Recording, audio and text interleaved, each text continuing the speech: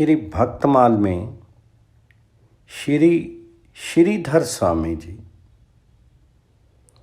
तीनी कांड एकत्व सानी को अज्ञ बखानत करमठ ज्ञानी ऐची अर्थ को अनर्थ बानत परमहंस संहिता विदित टीका विस्तारयो षट शास्त्राणि अभिरुद्ध वेद समन्तहि विचार्य परम आनंद प्रसाद ते माधव सुकर सुधार दियो श्रीधर श्री भागवत में परम धर्म निर्णय कियो। श्रीधर स्वामी ने श्रीमद् भागवत में परम धर्म का निर्णय किया है। श्री भागवत धर्म के रहस्यों को ठीक प्रकार से न जानने के कारण कुछ विद्वानों ने तीनों अर्थात कर्म ज्ञान उपासना कांडों को एक में मिश्रित करके श्रीमद् भागवत की व्याख्या की। कर्मकांडी और शुष्क ज्ञानी लोग खींचातानी एवं कठिन कल्पनाएं करके अर्थ का विपरीत अर्थात अनर्थ करते थे। जिज्ञासु भक्तगण शंकित हो जाते थे, वास्तविक तात्पर्य ओझल हो जाता था। ऐसी स्थिति में विश्वविख्यात परमहंस संहिता की विद्वानों में प्रसिद्ध टीका भावार्थ दीपिका की रचना स्वामी श्री धराचार्य जी ने की। उसमें षट शास्त्र एवं षट दर्शनों के सर्था अनुकूल तथा वेद उपनिषद सम्मत सिद्धांत का समर्थन किया। श्रीधर स्वामी के गुरुदेव श्री परम आनंद सरस्वतीपाद जी की कृपा से भगवान बिंदु माधव ने श्रीधरकृत टीका को अपने हस्तकमल से सुधार दिया, हस्ताक्षरित करके सर्वोत्तम सिद्ध किया। यहाँ श्री श्रीधर स्वामी जी के विषय में कुछ विवरण कर रहे हैं।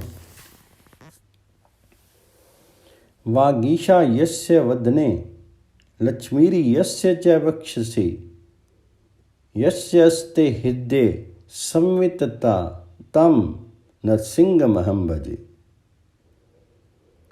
प्रमाणिक सामग्री तो कोई है नहीं, जो किंवदंतियां हैं उन्हीं के आधार पर कुछ कहना है। महापुरुषों के जीवन के सत्य को ऐसी किंवदंतियां ही कुछ प्रकट कर पाती हैं। ईसा की 10वीं या 11वीं सदी की बात होगी।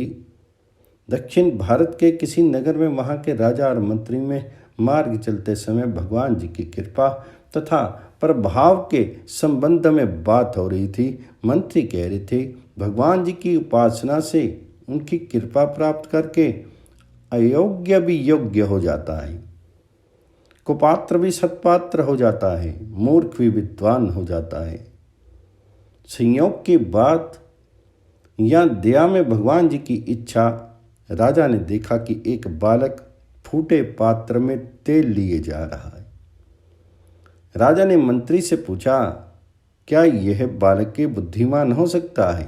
मंत्री ने बड़े विश्वास के साथ कहा, भगवान की कृपा से अवश्य हो सकता है। बालक बुलाया गया, पता लगा कि वह ब्राह्मण का बालक है। उसके माता पिता उसे बचपन में ही छोड़ करके परलोक चले गए थे।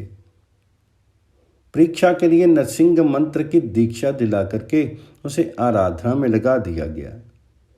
बालक भी सब प्रकार से भगवान जी के भजन में लग गया। उस अनाथ बालक की भक्ति देख करके अनाथों के वे एकमात्र नाथ प्रकट हो गए।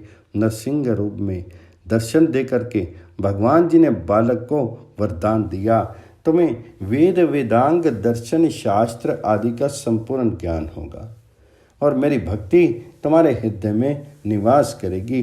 बालक और कोई नहीं, वे हमारे चरित्र नायक श्रीधर स्वामी ही थे। अब इस बालक की विद्वत्ता का क्या पूछना। भगवान की दी हुई विद्या की लोक में भला कौन बराबरी कर सकता था। बड़े बड़े विद्वान इनका सम्मान करने लगे, राजा इन्हें आदर देने लगे, धन का अभाव नहीं था। विवाह हुआ और पत्नी आई, परंतु भगवान जी के भक्त विषयों में उलझा नहीं करते और ना दया में। भगवान ही भक्तों को संसार के विषयों में आसक्त रहने देते हैं। गृहस्थ होकर भी इनका चित्त घर में लगता नहीं था।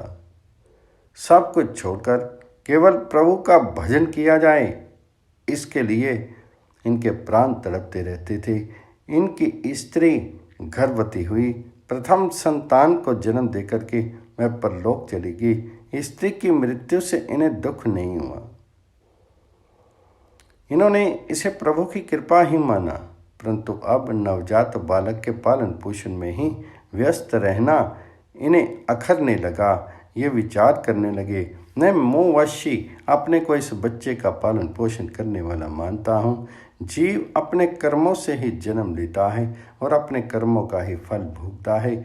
विशंबर भगवान ही सबका पालन तथा रक्षण करते हैं।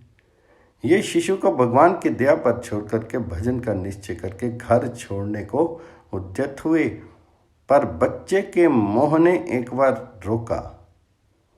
लीला में प्रभु की लीला से इनके सामने घर की छत से एक पक्षी का अंडा भूमि पर गिर पड़ा और फूट गया। अंडा पक चुका था, उससे लाल लाल बच्चा निकलकर अपना मुख हिलाने लगा। इनको ऐसा लगा कि इस बच्चे को भूख लगी है, यदि अभी कुछ ना मिला तो ये मर जाएगा। उसी समय एक छोटा कीड़ा उड़ करके फूटे अंडे के रस पर आ बैठा और उसमें चिपक गया। पक्षी के बच्चे ने उसे खा लिया।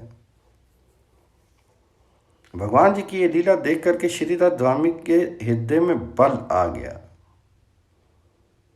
ये वहां से काशी चले आए। विश्वनाथपुरी में आकर के ये भगवान जी के भजन में तल्लीन हो गए। श्री श्रीधर स्वामी जी श्री बिंदु माधव जी के बड़े ही भक्त थे। काशीवास करते समय एक विद्यार्थी आपकी सेवा में रहा करता था। संयोग से उसका भी नाम माधव ही था। एक बार की बात है, आप बीमार पड़ गए। उससे माधव आपकी सेवा में था। उसी बीच माधव के पिताजी भी बीमार पड़ गए और उसके घर से बुलाने के लिए आदमी आ गया, पर दुख कातर श्री स्वामी जी ने स्वयं अस्वस्थ रहते हुए भी माधव को उसके पिता की सेवा में आग्रहपूर्वक भेज दिया। माधव गुरु की आज्ञा मानकर चला गया। इधर स्वामी जी ज्वर की अधिकता से चेत अवस्था हो गए और माधव कह करके उसे बुलाने लगे। भक्त वत्सल भगवान अपने भक्त की पुकार सुन करके इस स्थिति में भला कैसे अनसुनी कर सकते थे। भगवान श्री बिंदु माधव ने विद्यार्थी माधव का रूप बनाया और आगे सेवा करने। अब विद्यार्थी बने भगवान बिंदु माधव श्रीधर स्वामी की परिचर्या करते, उनके लिए भोजन बनाते तथा गुरु की समस्त आज्ञाओं का पालन करते। इस प्रकार कई दिन बीत के श्री स्वामी जी स्वस्थ हो गए। उधर विद्यार्थी माधव के पिता भी स्वस्थ हो गए थे। अतः वह गुरु जी के पास लौट आया। उसे आया देख भगवान अंतर ध्यान हो गए। आने पर माधव ने देखा कि चूल्हा जल रहा है, उस पर खिचड़ी बन रही है, पर कोई बनाने वाला नहीं दिखाई दिया। श्री स्वामी जी विश्राम कर रहे थे। बालक माधव ने गुरु जी को अपने पिता के संबंध स्वस्थ हो जाने की सूचना दी और पूछा, गुरुदेव मेरी अनुपस्थिति में आश्रम की व्यवस्था कौन कर रहा था?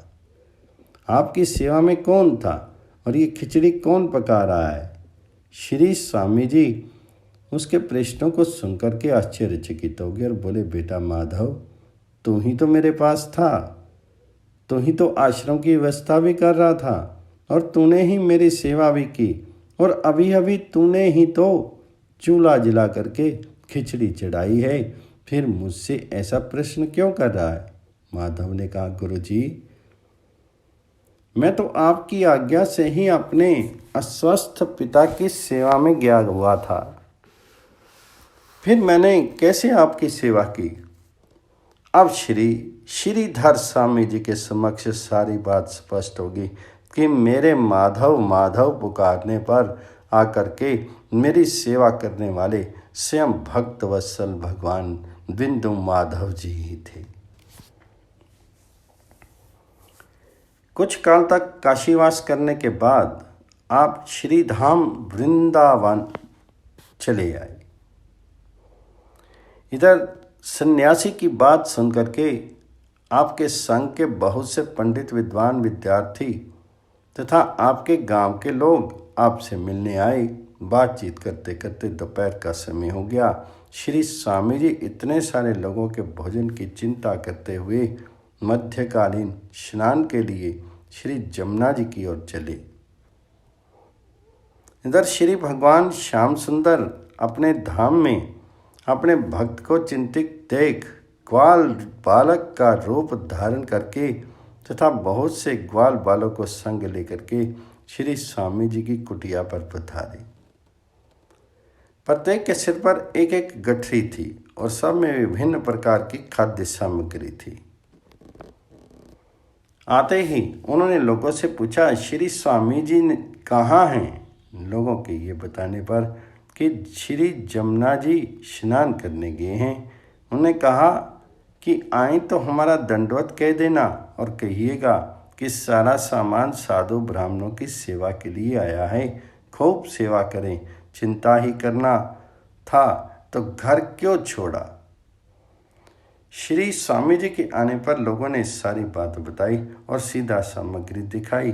श्री स्वामी जी समझ गए कि ग्वाल के रूप में आने वाले और कोई नहीं बल्कि भक्तों का योग क्षेम वहन करने वाले उनके श्याम सुंदर ही थे। गीता, भागवत, विष्णु पुराण पर श्रीधर स्वामी की टीकाएं मिलती हैं। इनकी टीकाओं में भक्ति तथा प्रेम का अखंड प्रवाह है। एकमात्र श्रीधर स्वामी ही ऐसे हैं कि जिनकी टीका का सभी संप्रदाय के लोग आदर करते हैं। कुछ लोगों ने इनकी भागवत की टीका पर आपत्ति की। उस समय इन्होंने वेणी माधव जी के मंदिर में भगवान जी के पास ग्रंथ रख दिया। कहते कि स्वयं भगवान जी ने अनेक साधु महात्माओं के सम्मुख वह ग्रंथ उठा करके हृदय से लगा लिया। भगवान जी के ऐसे लाडले भक्ति पृथ्वी को पवित्र करते हैं। इस घटना का वर्णन भक्तमाल के टीकाकार श्री प्रियादास जी ने अपने एक कविता में इस प्रकार किया है। पंडित समाज बड़े बड़े भक्त राज, जित्ते भागवत टीका करी आपस में रीझिए। भय जो विचार काशीपुरी अविनाशी, मांझ सभा अनुसार जोई सोई लिखी दीजिए। ताको तो परमान भगवान बिंदु माधव जी, है साधु यही बात धरी मंदिर में लीजिए। धरे सब जाए प्रभु सुनकर बनाए दियो, कियो सर्व ऊपर ले चलियो मति दीजिए।